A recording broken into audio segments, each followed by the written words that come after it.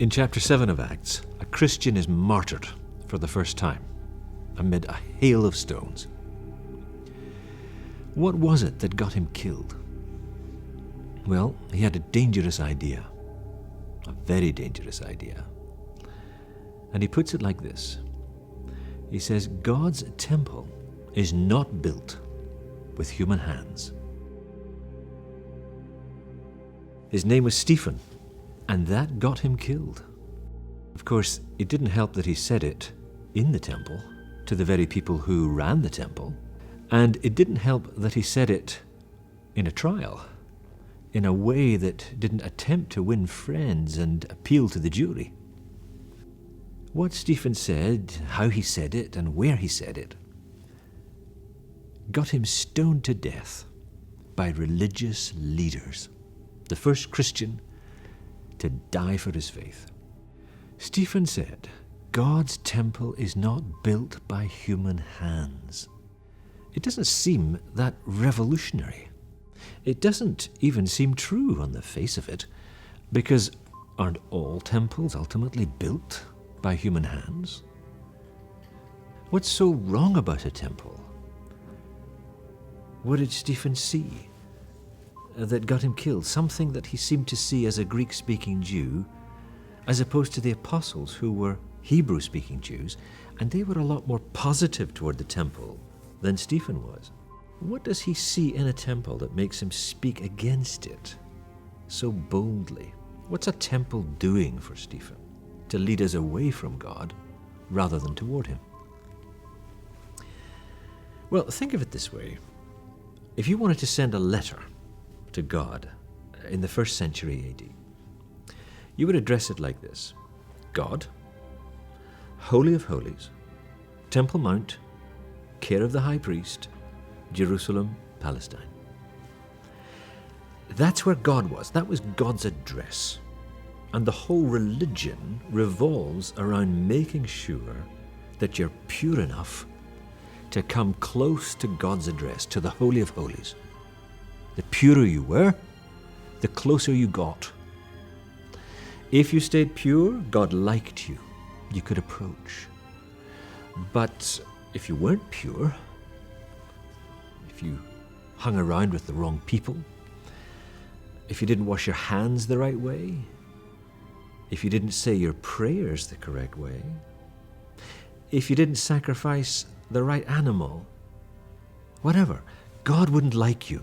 God wouldn't hear you. God wouldn't save you. Being part of a purity religion is a terrifying business because here's the problem. You never know whether you've been pure enough. Pure enough for God to actually like you. Jesus disagreed with this whole purity system. So much so that when he said the temple would be destroyed, the priests arranged for him to be killed. A religion that's all about becoming pure to be saved has a very important benefit for those in charge of it. It's a great system for controlling people. When I was working in China, I learned about the controlling power of religion from a very powerful man, a provincial leader in fact, pretty much with the power of life and death over tens of millions of people. I got in to meet him one time at a banquet, and it was arranged by house church leaders who said, this is a special opportunity here. Give him the gospel. Nobody's more powerful in this province than he is. Well, it was coming up to Christmas, so I told him the story of the Nativity. And he began to listen very closely. So well, in fact, that I thought he might be thinking of becoming a Christian. And then he said, well, thank you for telling me about this religion. He leaned back and he spoke to one of his aides and he says, how many Christians do we have in this province? We got a reply, and it seemed to surprise him. And he gave this guy another order, and the aide rose and left. And then he turned to me and he said, thank you again for telling me about this amazing religion. He said, I've just banned the celebration of the Nativity in this province. I said, you've banned Christmas? He said, yes. I said, well, why? I said, well, isn't it obvious? The idea that God could be a child, born to a no-name girl in a no-name village, if that were true, God could be anyone. And God could be everywhere. He said, I can't have that getting around. I can't manage that, he said.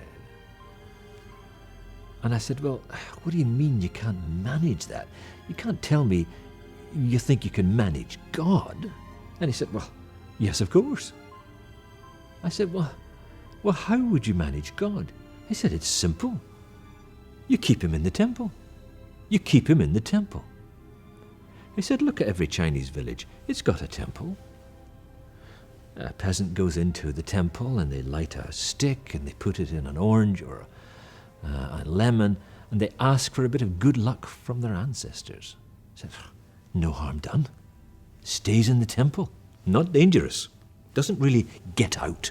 This idea that God doesn't stay in the temple, but could be working through anyone, at any time, everywhere. He said, oh, I can't manage that. It was like talking to Herod the Great or Caiaphas, the kind of men that put Stephen to death. And when he makes his great defense speech in the book of Acts, he's asking the question, well, where did our great ancestors in the faith meet God? Did they meet him in the temple? Where did Abraham meet God? When he was a sun worshipper in Iraq. Where did Joseph meet God? When he was a prisoner in Egypt. Where did Moses meet God? When he was a shepherd in the desert in Midian. None of them, none of the great ancestors of the faith actually met God in the temple. Aren't you making a bit too much of this? Well, they didn't like it. What is a temple made with human hands, as Stephen means it? Well, a temple, it's something we build ourselves to keep God in. And it's very subtle because we think we're building it to get to God. But actually, it's how we keep him away. It's how we keep him out. So we always have to look at our lives and ask, well, is there a temple we have constructed with our own hands to keep God in, to manage him, if you like? Might be a tradition, a building, a place, a doctrine, a book, an experience even. Something that keeps God in, something that tries to make God safe and predictable, something we do that makes sure he's always on our side. It takes a lot of energy to keep God in a box like that, and it's very dangerous to us, I mean, because God doesn't stay there. God can't be managed. And it's crazy to think that he can, but there's something in us that attempts to. So a temple, according to Stephen, is the way we try to keep God at bay. And if we realize that's what we're doing, then actually God is, as it were, let out of the temple. But if you want your God safe and predictable and manageable, oh yes, build a temple for him. But if you want God to be who he really is, dangerous, just, sovereign, accepting, then we better dismantle that temple and live.